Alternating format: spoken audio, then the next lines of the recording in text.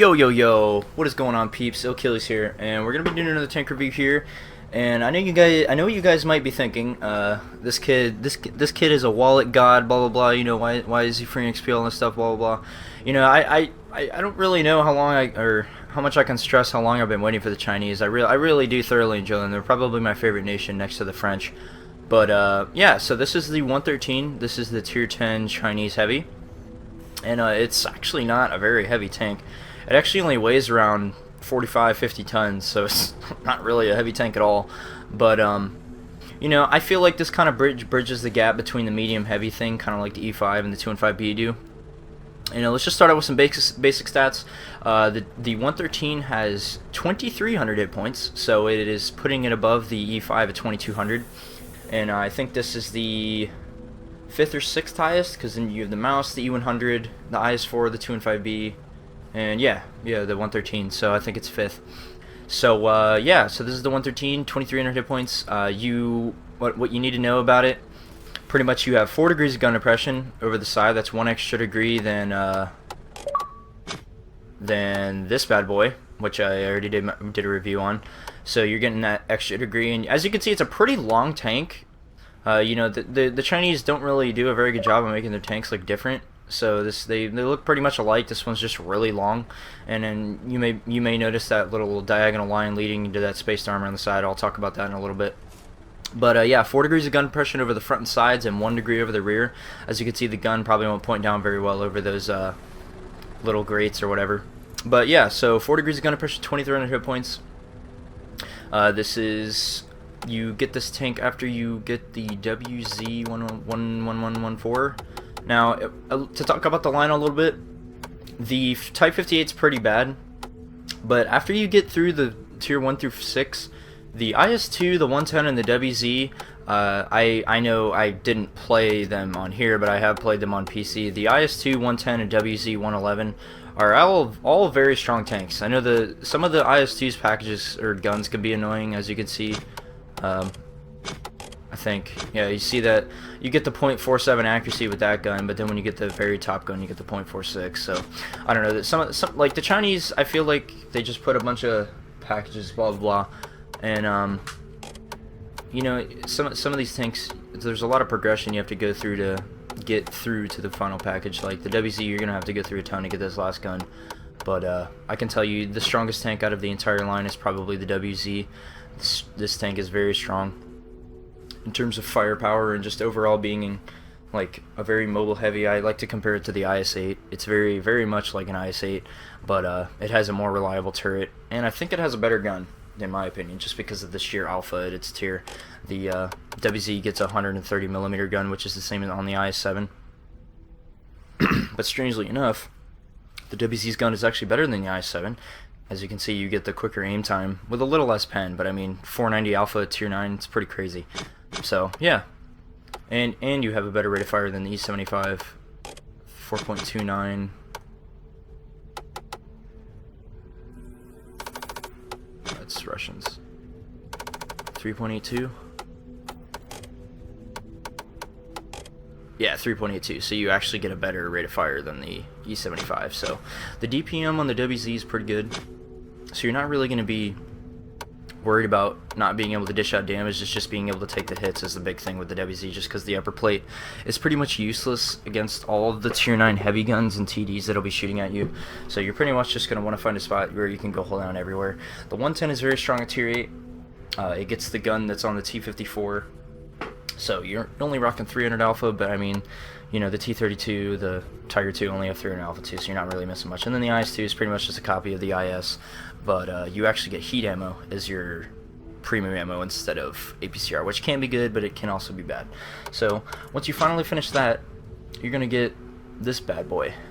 And the 113, I feel like it gets a really bad rep. It on the PC, this is regarded as the worst tier 10 heavy. You know, I mean, I can understand why, just because of its title. It's a heavy tank, but this is not a heavy tank in my opinion. This is pretty much like the 215B or the E5. It's really quick.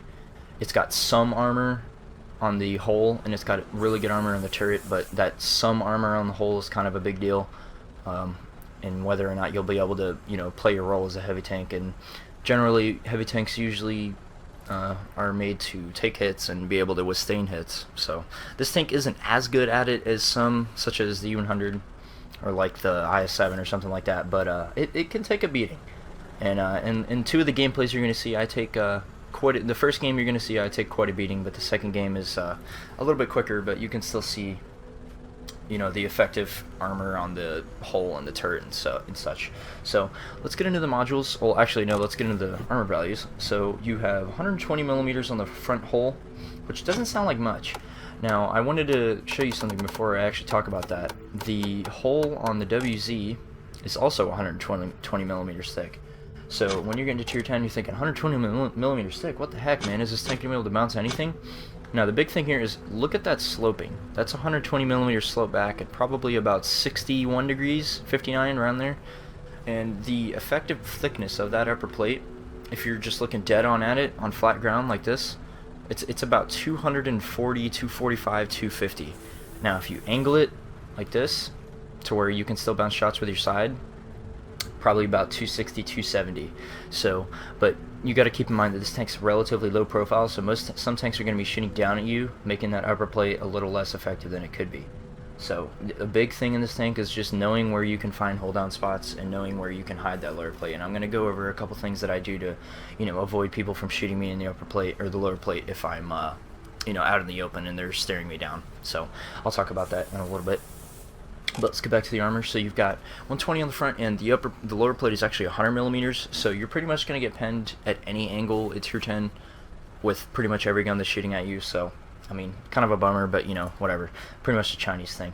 And then you've got 90 millimeters on the side and 70 on the rear, and then you have 240 on the front of the turret, 160 on the side, and 80 on the rear. So I wanted to talk about the side armor. So you've got 90 millimeters on the side. Now that encompasses the armor that's above that big huge line right there you see going across. Below that line is spaced armor. It's 20 millimeters thick. It's not like super crazy IS-7 spaced armor that you're going to be getting 700 millimeters effective if someone's shooting at you. I mean, it can get trolly sometimes, but it's definitely not as troll as the IS-7. But pretty much there's a uniform 90 millimeters across the entire side of the tank, and pretty much the effective angle for 90 millimeters of armor I would say is probably about here. I mean, I know that doesn't seem like much of an angle, but when you have like T-123s and Foshes and Dust Stars and stuff shooting at you, you can't really give them much to work with, because the caliber of the gun and the penetration that it gets will just cut right through you. So you're gonna want to angle, but not too much. So probably anywhere from like here is probably the max. I would probably say here's the best right here. Now I know you don't have a rear mounted turret, so you're gonna have to expose a little bit more of your upper plate. And keep in mind, if there's a super high pen TD looking at you and you have your gun pointed over the front drive wheel, they can pen that front little part of the upper plate right there that you'll be showing if you're side scripting or popping out of the corner. So keep that in mind. So let's get to the turret. So it was 240 on the front, 160 on the side, and 80 on the rear. Now I wanted to point out that I think this turret is definitely a lot more strong than the 121. As you can see, the 121 kind of, if you look at it from a top-down view, you can see it kind of like flattens out towards the front there, and you can see it's kind of a little bit flatter, and it's more like it's just more of a like straight-on approach. With the 113's turret, it's definitely a lot more curved, as you can see. So you're going to be getting a lot more crazier bounces off this front of your turret, say if like a super pen TD shooting at you or something like that. And I also think that the hatches are a lot less pronounced on this tank. I don't know if it's just me, but it's just the hatches seem like they're a little bit more difficult to hit. Well, the right one especially. The left one is a little bit more pronounced, but you know, those are always going to be your weak spots, but you're never going to want to be sitting still right in front of an enemy, because this is not one of those tanks that you just want to be sitting at someone aiming at. It's not an E100, it's not like an E3, it's just not one of those really super solid hold down tanks. You still have those weaknesses that they can exploit, and you got to make sure that you cover those up as best as possible. And you are going to have to worry about that auto pen roof at some point if there's like a 150 millimeter gun shooting at you. This isn't the 121's turret, only has 30 millimeters on the top. The 113 doesn't have that same problem, so you won't be getting overmatched by E5s or anything like that. But it does still have that weak turret, like weak little crown in the back, as you can see where it's poking up. So just keep that in mind. So let's get on to the modules. and you're rocking a 750 horsepower engine. Now, this is very surprising. I actually did the tank on the compared tank site. This engine actually has the least amount of chance to catch on fire, but the downside of that is your Chinese tanks have your fuel tanks in the front, so that 12% isn't really going to be that big of a deal if they're, you know, I've found through experience playing this tank for about 70-80 battles now, that if you get shot by like a tier 10 TD or some super high caliber gun in the lower plate, there's 9 out of 10 times you're either going to get set on fire or it's going to critically damage your fuel tank, so you're going to want to keep that in mind. So that 12% chance on the engine isn't really that big of a deal. Well, it's a big deal if you're shooting you in the rear of the tank, because then you won't have to worry about it as much. But you're definitely going to be running a fire extinguisher on this tank, I can tell you that right now. So the 750 horsepower, it's actually quite good. This tank has the best power to weight ratio of the 215B and the E5. And those two have, the E5 has a very good power to weight ratio, so I think this has the highest power to weight ratio of the tier 10 heavies. Not counting the 50B, but yeah, the 50B, it's French, it has its own little deal. But 750 horsepower, you're gonna be pulling like 45, 50 kph on flat ground, even on, you know, medium terrain sometimes. You will have some struggles going uphill, but I mean, it's a heavy tank. I mean, you're not really gonna be going up hills very fast anyway. But yeah, so this tank is definitely very mobile, I would say. So yeah, and then we'll do the gun last, and the track traverse 36 degrees. Now I wanted to say something about that. I don't know if you guys watched my 215B review, but the 215B has a 38 degree track traverse speed, and this one has a 36. So this thing can spin pretty quick. This is not like the E100 22 degrees. This is 36 degrees. When you're on hard terrain, you got someone behind you, you're gonna be able to flip this thing around and, you know, just face hug him or do whatever you got to do to kill him. Or if you can't do anything about it and you just die, you'll still be gonna be able to spin around and show them your front. You know, maybe bounce a couple shots. But yeah, so 36 degrees. Now another thing I wanted to mention about that 36 degrees is that it can be very deceiving sometimes, because the terrain resistances are very, very high on this tank. In soft terrain, when you're driving in mud or water or something, you're really gonna feel it in this tank. The terrain resistances are really bad on soft terrain, so just keep that in mind. And then the turret, we talked about this already, the 240, 160, 80, and then 26 degree traverse speed. It's not bad. It's nothing amazing either. It's just kind of in the middle. And then 400 degree or 400 meter base view range, which is pretty standard for the tier 10 heavies, except for the 215B. So let's get to the bread and butter of this tank, which is the gun. Now, as you may have noticed, you may be thinking, oh, 122 millimeters, is this the same gun that you use on the 121? And the answer to that is no. If any of you have ever played PC, you'll notice that if you're like looking at a gun stat or whatever, it'll say like used on like whatever gun this tank, or whatever tank this gun is used on as well. The 121, this gun is exclusive to the 121, the gun the 121 has. The 113 actually shares the same gun as the WZ-120. Now, if I really wanted to go back and buy the WZ-120, I wouldn't have had to worry about researching the last gun. As you can see, I already have, but if you watch my 121 review, these were still locked, and when I unlocked the 113, I actually got this package for free just because it's the same gun that's on the 113. So if you can see the 122mm 60-122T, that's the same name as the gun that's on the 113. As you can see there, so it's the same gun. But just a little fun fact there, if you don't feel like going all the way to the WZ-120, but you end up getting this, you will get the WZ-120's last gun for free if you get this tank or research it. So you're looking at 5.5 rounds per minute, which is, it may seem pretty bad, but when you go to look at the IS-4, oh, that's American, IS-4, you're looking at 5 rounds a minute. So the 5 rounds a minute is the same rate of fire as the Centurion 7.1, and if you can do some quick math there, 60 divided by 5, so you're gonna have a 12-second reload with that gun. With this gun, the 5.5-second reload, I've gotten my reload down to about 9.2 seconds with my setup. Now, granted, I have a gun rimmer, brothers in arms, and that's it. I should probably run vents, but I don't know. I just like having this gun equipment. But back to the gun. So you've got the 5.5 rounds per minute. This isn't like a super high DPM. The 215B and the E5 are still going to beat you out, but with the 440 alpha, it's a pretty nice rate of fire. You're going to be spitting out shots pretty fast, and you're not really going to have to worry about getting out DPMs by medium tanks or whatever. You can still keep up just because you have those 2300 hit points to throw around if you end up encountering a medium and he's trying to put it in your butt. But you've got 249 pen with AP. Now I wanted to say that's on the low side.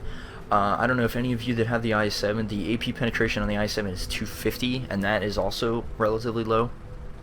The 215B is 258 pen with AP, and this may not seem like such a big deal, but that number right there is the difference between penning an angled E100 lower plate and not penning it. If you just gotta kind of know your bounds from upper to high, higher to lower, what you can and can't do with those AP rounds. Yo guys, my mic cut out here, but I was talking about how I was just reiterating how the E100 and IS7 lower plates can be a little bit trolly just because of how low pen the AP rounds are, but yeah, pretty much that's it. Just because of when the i7's driving at you, its lower plate gets even steeper angled the closer he gets to you, so it'll be harder to pen like that. And same with the E100. So you just kind of know what you can and can't pen with the 249. I wouldn't really risk aiming for any super crazy shots with the 249 pen, shooting for the lower plate on the E3. I mean, unless you're really close and you are proficient enough to know where the weak spots are and that you'd use the lower plate, which I might actually do a video on.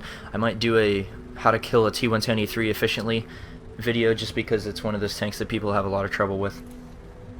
But yeah, 249 pen on the AP, 340 pen on the Heat, and 68 pen on the HE. Now, 440 alpha, that's the same as the i7, same as the 121. So you're pretty much looking at the same gun that the 121 has in all respects, except for the accuracy and the rate of fire. Now, if you want to compare the two guns, you've got a 2.7 second aiming time, 0.36 accuracy, and a 5.5 round per minute, and the penetration. If you look at the 121's gun, you've got 2.7 second aim time, same aim time, a little bit more accurate, 0.02 more accurate on the 121, and you're going to have the 6.25 rounds per minute on the 121. So obviously you're going to get the better fire rate on the medium and the better penetration, which at 258, it doesn't seem like much, but it can make a difference in some situations. But yeah, so what I've found through practice with this gun is it's surprisingly accurate. The .36 may seem a little meh, but think about it this way: the STB has .36 accuracy, and I don't know if any of you have ever played the STB. The 48 Patton also has .36 accuracy. So if any of you have either played, or if any of you have played either of those tanks, you're gonna feel pretty at home here. The accuracy, I mean, it may seem a little bit worse just because of that longer aim time, but I mean, if you're hold down, that turret can protect you if you've been moving back and forth, and then you just stop for a couple, maybe 1.5 seconds just to aim that shot and get it down. I mean, the accuracy of this gun will surprise you in some situations. So yeah. So overall, I think the gun is very good on this tank. I don't really have any issues with ghost rounds or bad RNG or anything. I mean, occasionally you get those shots you put in the dirt, but the gun's pretty reliable overall. Now, equipment fit, it's absolutely essential that you use a gun rammer, 100%. If you're not using this, I don't know what you're doing. And then also vertical stabilizer, absolutely essential. If you don't use it, I don't know what you're doing. Now, the enhanced gun lane drive is debatable. If you're one of those people that likes to have the maximum DPM, then I would run vents. If you're one of those people that hates getting set on fire, then I would run the enhanced CO2 tanks or whatever. That's very viable on this tank because of the front-mounted fuel tanks that I mentioned earlier. Or if you're one of those people that hates getting killed by artillery, then I would advise running a spall liner on this thing, just because of, if you're looking at this thing from the top of the Chinese tanks are only 25 millimeters thick. I think this one's 25 or 35, something like that. But that's, truth be told, that's enough for an arty piece to drop an HE shell right on top of your tank and do full damage, no problem. So spall liner is not a bad idea. You could use coated optics if you really wanted to play this thing like a medium tank. And I've had a couple people tell me, when I'm streaming and stuff, that why do you play this tank? You play it like the medium, and I'm like, well, I mean, it kind of is a medium. So you know, that's pretty much the playstyle you're going to want to be adapting to in this thing. You're not really going to be like a frontline heavy, and you're not going to be like the frontline medium. You're kind of the Swiss Army knife between the two. You can pretty much do a little bit of both, or a lot of both. You know, you trade off the armor and the you know, the reliable hull and the side scraping abilities for the speed capabilities and the good track traverse, but you trade off the good speed and super good track traverse for some decently reliable hull armor. And I'm going to showcase that in the gameplays that I have for you guys. Let's just talk about the consumables real quick. So you're actually only going to get 34 shots in this tank, which may not seem like much, but when you have that long aim time and you have the somewhat longer reload than you would like, I mean, it's not long by any means. 9.2 seconds is not long at all, but you know, you're not going to be, it's not going to be 2 and 5B status. I mean, I've had a couple games where ammo's been an issue, but that was only because I was taking risky shots that I shouldn't have been taking, and I wasn't preserving my ammo like I should. Now, the ammo setup I run is 22 AP, 10 heat, and 2 HE. I almost never find myself shooting heat. I know, as if any of you have watched many of my videos, you're going to know that I only shoot heat at certain tanks, yeah, i.e. the T110 E3 hold down, E3 or Jaeger hold down, or E100 hold down. That's pretty much it. There's not really anything else in this game that's worth shooting heat at just because you don't need it. So yeah, and then 2HE just for waffles and, you know, finishing off low health tanks that I don't feel like having to aim for. So yeah, but you know, back to the ammo thing. I mean, the 215B is a different story just because of how good the gun is. And how good the reload is. You know, you're gonna be wanting to put that gun to use as much as possible, and you know, you'll be taking those risky shots just because of how good that gun is, and you're not really gonna be doing that much in this tank, so you won't really have to worry about that. Now, consumables, small repair kit, and small health kit. I mean, I could run a small large first aid kit, but I mean, you know, I've kind of, you know, gotten away from that just because I don't feel like wasting 20,000 silver on one crew member. I mean, I used to always use it just because, you know, there's that 30% bonus, but I mean, it's not really that big of a deal. I found that I don't really lose as many crew members as some people do just because I don't get hit by arty as much. Well, I do, but I try not to get hit by HE spammers or super high caliber guns, and I find myself not losing as many crew members that way. So, you know, why waste 20,000 silver when you can only use 3,000? So that's my little deal on that. And then the automatic fire extinguisher is 100% essential on this tank. I repeat, the automatic fire extinguisher is 100% essential on this tank. You will be catching on fire so much in this tank if you're getting constantly pounded in the lower plate. Now, that's one of the downsides of this tank. As I mentioned before when I was talking about the engine, you know, the 12% chance to catch on fire. And I'm not making this up. You can go on the World of Tanks Compare website and look up the stats for yourself. So I'm not making this up.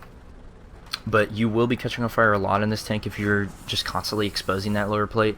So you're gonna want to keep an eye out for that.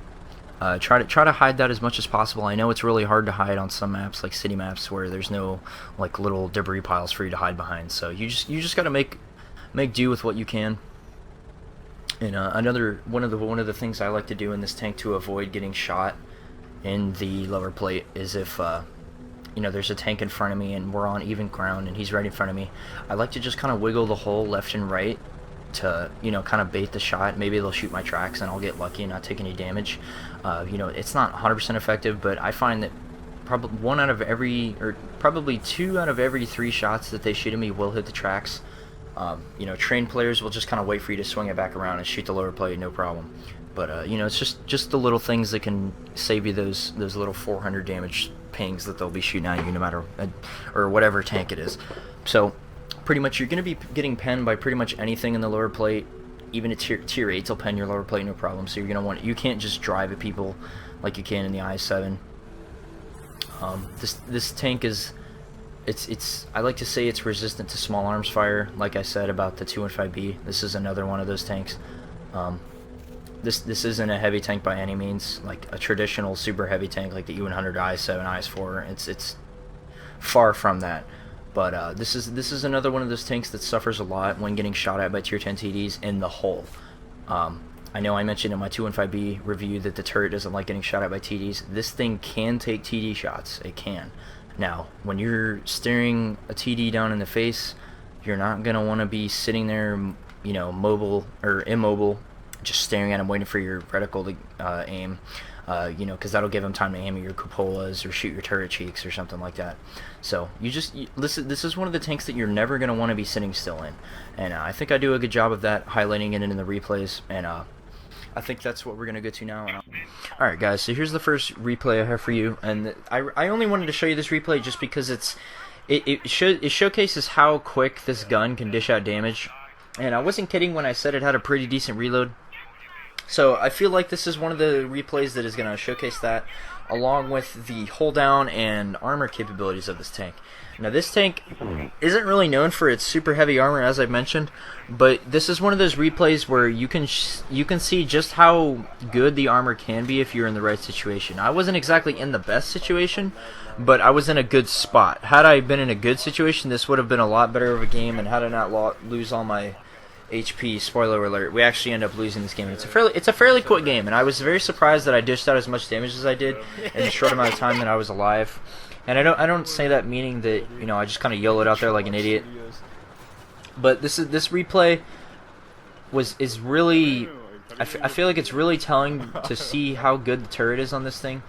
And you will see I get penned, I think, once in the cupola.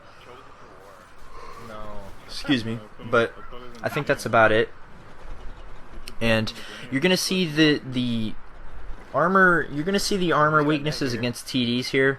When we finally get to the top of this hill on this dreaded map, Sacred Valley, you're gonna see that they severely have us outnumbered just because of how much of an advantage the north spawn is if they go up on top of the hill. They pretty much have eyes on the entire map except for the back or the southeast corner. And then you saw there, I get a really lucky shot, a really lucky snapshot on that guy. And, you know, I wanted to hit this shot in here. As you see, my dispersion wasn't too big.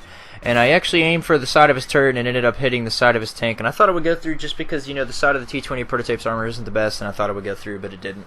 So that was unlucky, but no harm, no foul. And you see my good buddy Dibs here. He ends up catching on fire twice. And yeah, so he doesn't have a very good game. But you know, you see, I put a good shot on that 4202. You know, I didn't stop to aim. You know, I just kind of snapped it. You know, that what I was talking about earlier. This is one of those tanks that you can't just be sitting in front of people. And I actually get it. Unfortunately, I bounce off of his upper plate there. 4202 having a very, very nice upper plate in terms of sloping, and I think it's pretty much an auto bounce at any angle. Well, not at any angle, but if you're shooting on it straight on and he's not like angle back, it's pretty much an auto bounce. So as you can see here, there's the one shot that the IS-7 gets in my viewport, and I think that's the only time I actually get penned in the viewport this entire game. And as you can see here, I just keep moving, you know, pull off that snapshot. I stop for a quarter of a second to aim, and I get unlucky here, and the Jaeger actually ends up, he pens that part of the upper plate I was talking about when I was talking about the side scraping thing, and I get a lucky shot. I get a nice shot on his drive wheel here. And he stays there for a little bit, just checking my left, just to make sure no one's going to YOLO around, and no one ends up actually doing it. And as you can see here, I'm just, you know, I don't really have much HP, but I'm still kind of, you know, peeking out and getting a little reckless and stuff. And I'm looking for a shot on the top of the Jaeger's machine gun or whatever, and I actually get 2 bounces off the turret. You know, this turret worked wonders this game. Had I not lost all my HP to those 3 shots, I probably wouldn't have been able to take a couple hits and maybe take this hill. Had I maybe had one more tank with me, or if Dibs wouldn't have died so quick. But as you're gonna see here, they start pushing up. You know, I get a lucky snap on this guy's lower plate here, and I don't know what he was looking at, but it wasn't me.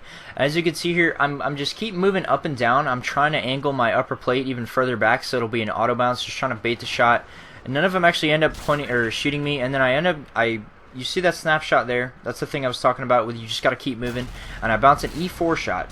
Now I got really lucky there because the E4's stock pen would have been able to go through my upper plate no problem. And you know, you saw there the side scraping.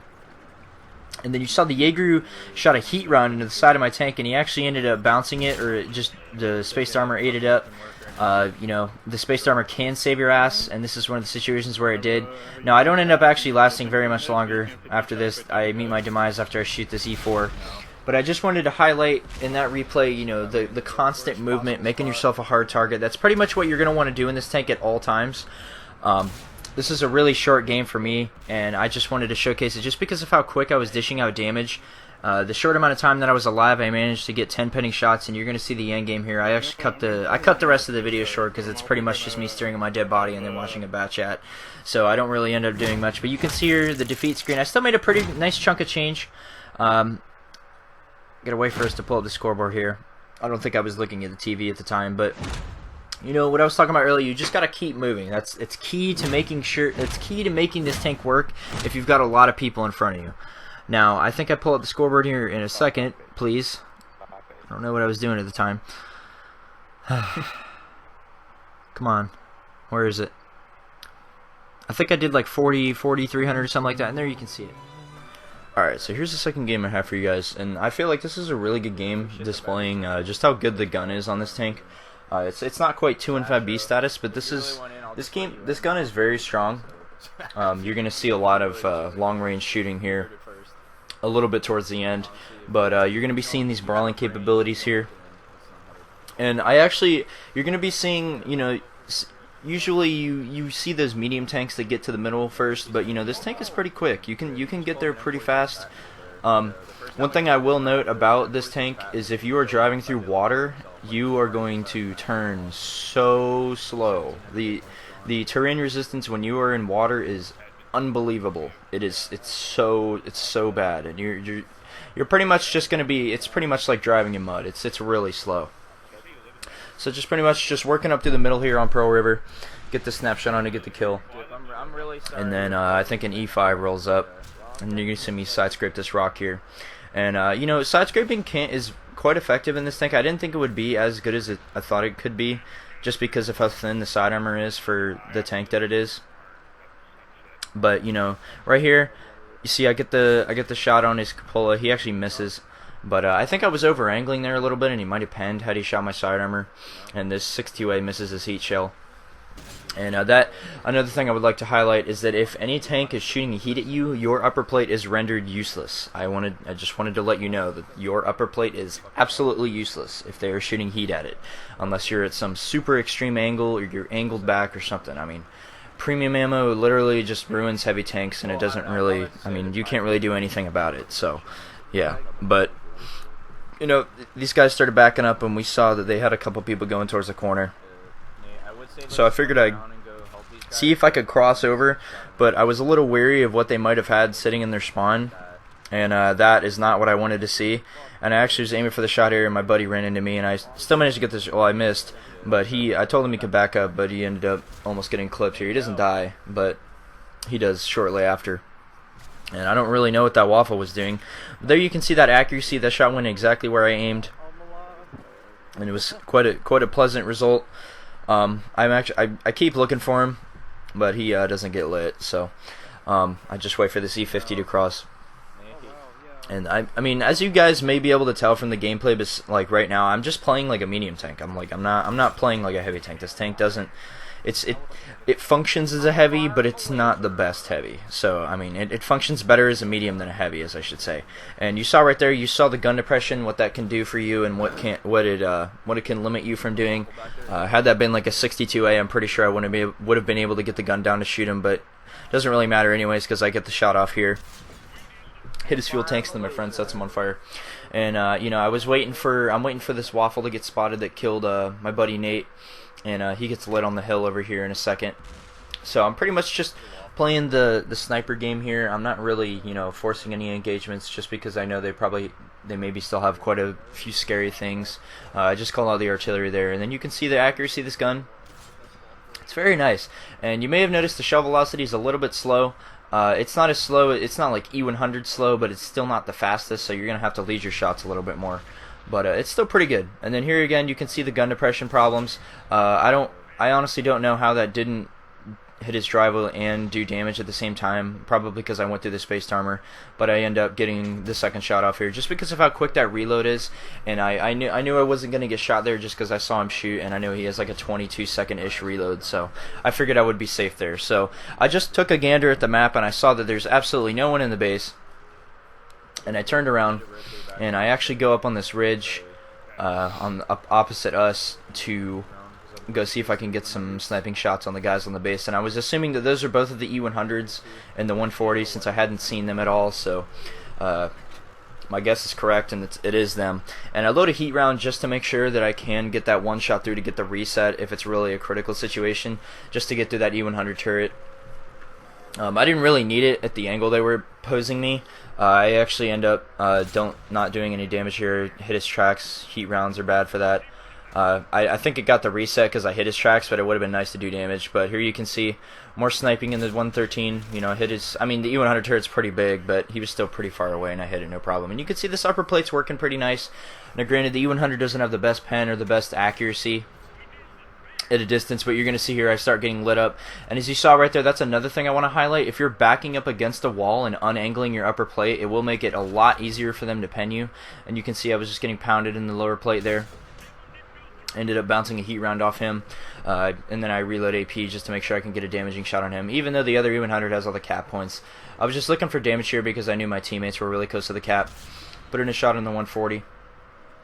I think I load up the heat rounds again, I don't know. And then this Jaeger, I think he was trying to get a shot off, and I actually end up getting the, I don't know how this shot penned on that guy. Oh wait, no, not that shot. The one you're going to see here in a second. You're good, this, where is it? The shot right here. I have no idea how that penned, but I guess the RNG gods were with me. And I think I get one more shot off, and there's that thing I was talking about earlier. I just got hit by the E100. Any high caliber gun. Oh, this is the shot, not the other one. That one right there was crazy. I was not expecting that to go in. But you saw right there the E100 put the shot into my lower plate, and he set me on fire. As I said earlier, pretty much all high caliber guns are either going to hit your fuel tanks and do that. As you see, a pretty good game, 6K. As you saw, the damage adds up pretty quick in this tank just because of how good the rate of fire is. I mean, it's not amazing, but it's not awful. It's a decent fire rate, and it can get you through the battle. Alright, so as you guys saw in those replays, you saw just how flexible this tank is. I forgot to mention when I was coming back from that spot that I was on in the Pro River match, that this is one of those tanks that's kind of like an AMX-50B, or it's not quite like the T175 isn't quite as well at doing this, but it's really good at flexing. This tank can flex around the map very well just because of the good speed. This is one of the tanks that I feel like if I was on the opposite side of the map and all of our tanks left were heavy tanks and I was one of them, I feel like I would be the one to get back just because of how good the speed is on this tank. And I also wanted to say that I really like the gun sound on this tank. I feel like it's really fitting. Just makes it, aesthetics are big for me. I just think cool stuff like that just makes stuff even cooler. So pretty much, you know, the 113, I really have started to enjoy this tank. I've played it quite a few times on the PC. I never really like got a huge grasp for it because I don't actually own the tank. I was playing on a friend's account, but you know, now that I actually own the tank and have been able to play around with it for a lot more, you know, I'm starting to think that maybe I like this thing just as much, if not more, than the 121. Just because, you know, comparing the two, I feel like the 121 and the 113 are extremely similar tanks, both in appearance and in playstyle. Yeah, sorry, my mic cuts out here, guys. I don't know why. But I was pretty much just talking about the gun depression comparison, and then it picks back up here in a few seconds, so sorry about that. 121's just a little bit flatter on the front. But, you know, if you look at the positives of both, so with the 113, you get the extra hit points, you get the better frontal hull armor, you get better side armor, you get some spaced armor, and you get the better sloping on the turret. But with the 121, you get better speed, better ground resistances. You don't get as much upper plate hull armor. Well, you have the same upper plate hull armor, but it's not the thickness. The effective thickness is not the same, just because of that. Just because of the sloping, because that's 120, and then that's 120 as well. So I mean, in a brawling situation, you can make people miss shots with the 121 if you're wiggling your hull back and forth, like I said, you can do with this tank. I mean, I didn't really showcase it too much in the replays.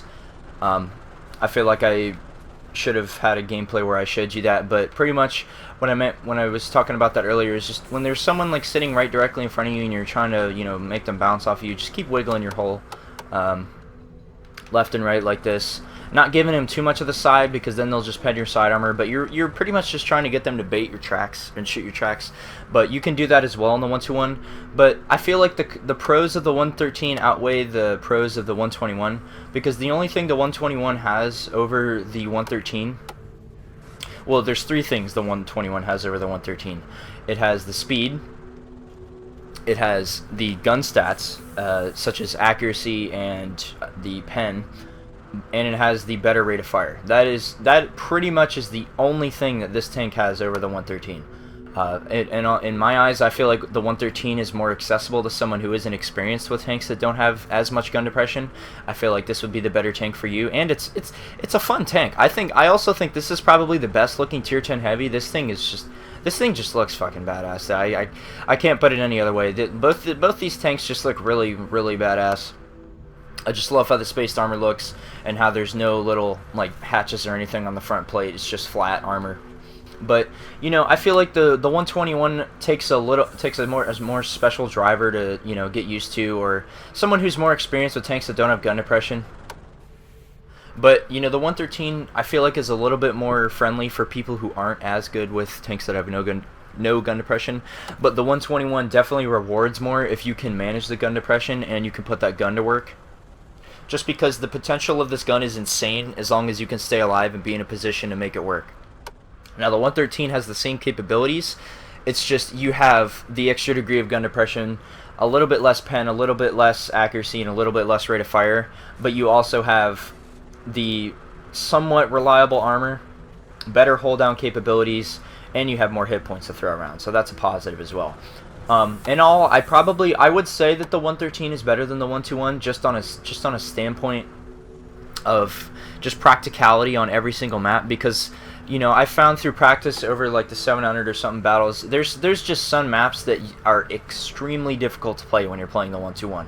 One of them being Westfield, one of them being Prokhorovka, one of them being, I don't know, Sand River.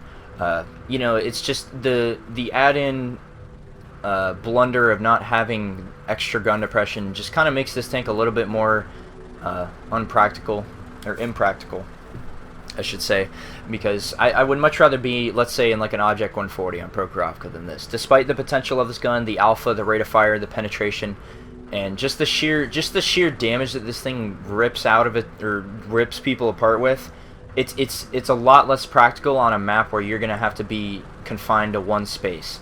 I mean, on some of these maps, there's very few spots that you can find with this tank that you can just be all over the map with it.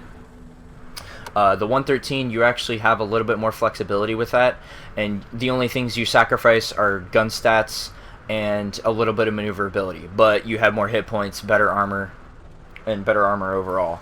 I feel like this tank is a lot. I feel like this tank is better than the 121. Despite I'm pretty sure these tanks are pretty equal now. Now that I've played around with them a little bit more, I feel like these tanks are equal. These two are conjoined my favorite tanks in the game. And then the Bat Chat would be second, just because both of these tanks, I don't know, I just love the playstyle of the Chinese tanks. It's a very get in your face kind of playstyle, or it's a very passive, you know, trying to find that hold down spot kind of playstyle. I don't know, it just interests me, and I never get bored of doing it, so that's why I love the Chinese so much. But all in all, I feel like the 113 is a very strong tier 10 if played correctly. If you're just driving at people thinking you're invincible, then this is not the tank for you. You should probably go for the IS-7 or some super heavy.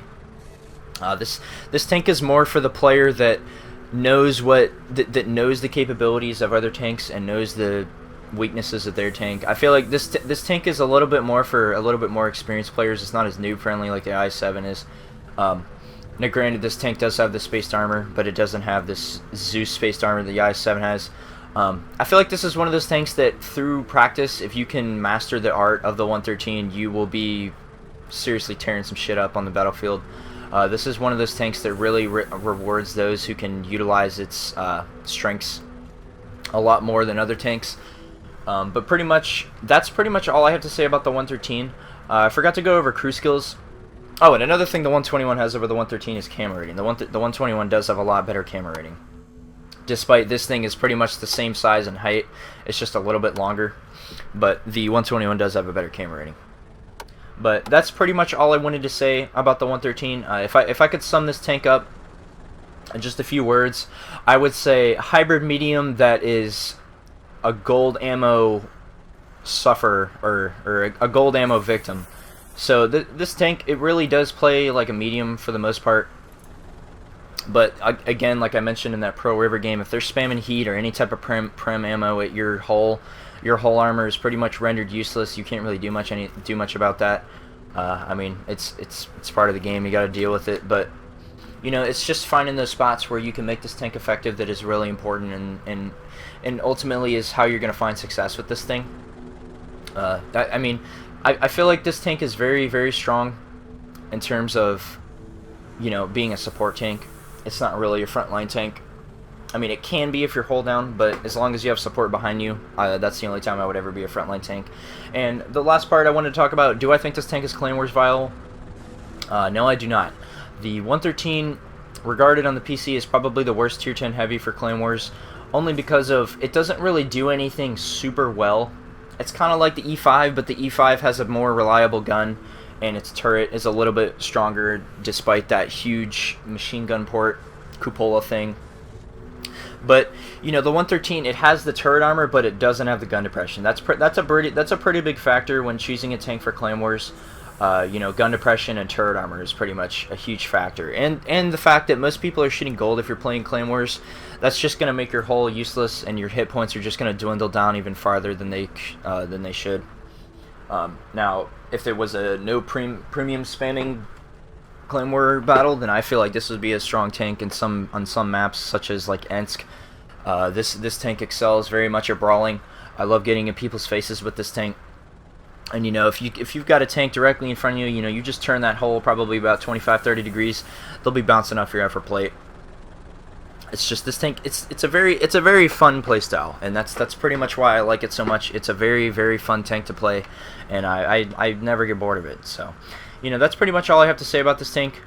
If you guys have anything else to add, you know, add in comments below, or if you have any suggestions or anything, you know, like, comment, subscribe, typical YouTube stuff. But this has been Achilles. I hope you guys enjoyed this review, and I hope you guys learned something new, and I'll catch you guys later.